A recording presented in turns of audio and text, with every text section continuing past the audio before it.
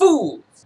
The Soul Eater manga was created in 2003 but is still ongoing. It may take a while before it finishes because the chapters come out monthly. However, the anime adaptation of the series ended with 51 episodes. I recently watched all of this on Netflix. This series I randomly started watching, and before I even knew it, I was already finished. This was one of those addictive series where I just couldn't stop watching it. Each episode was really enjoyable, and I found this really easy to just marathon through.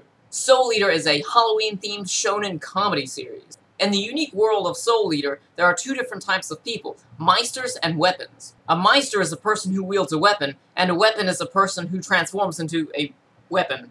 I was kind of thrown off at first by this because it's very unusual to see a person transform into a weapon for another person to wield. I kind of thought that all of the characters which would be the weapons in the series you would kind of get left behind and forget about. This isn't really the case because the weapons here are just as important as the Meisters themselves. The Meisters and weapons team up to kill evil Kishins who consume human souls. Once a weapon consumes 99 Kishin souls and one soul of a witch, it will become a Death Scythe, the personal weapon of Lord Death, the Grim Reaper. The Meisters and weapons train at a school called the DWMA, which to me kind of sounds like a wrestling federation, but here they learn how to fight and how to match their soul wavelengths so that they can work as a team. Soul Eater contains many different characters who are all great in their own way. One of the best things about Soul Eater is just that it has a mass amount of great characters. We have Maka, who is a really cute girl, but don't let her cute appearance fool you because she is very brave and she won't back down from anything. And we have her partner, Soul. Soul is Maka's weapon. He's pretty laid back and he takes it easy a lot of the times, but he's willing to put his life on the line to make sure that his partner Maka stays safe. Blackstar, the arrogant assassin who foolishly runs headfirst into everything he does.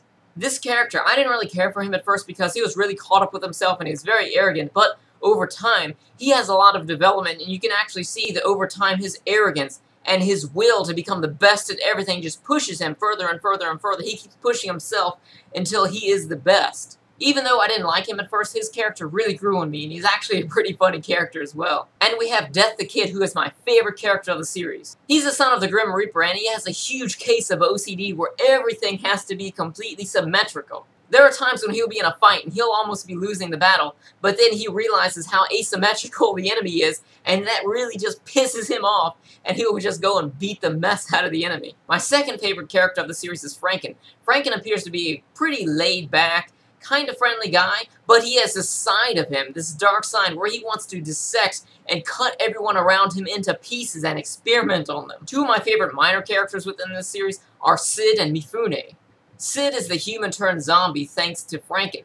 He's like a military specialist who's an expert with close-quarters combat, and he uses a combat knife to fight. And then we have Mifune, who's a samurai who uses about 30 swords when he fights. He'll have them in these containers on his back, and he'll just throw them all out there on the battlefield at once, and he will just go from side to side really fast. He'll hit the swords with his sword and just send them all flying into his opponent, or he'll just go from one side to another and just hit you with all of the different swords that he has. And then there was a fight one time between Sid and Mifune, and that fight was really awesome. That was probably one of my more favorite fights within this series. And of course, how could I forget Excalibur? Fools! Excalibur's story dates back to the 12th century. In the mornings, he has coffee. In the afternoons, he has tea. In the evenings, he gets into his pajamas.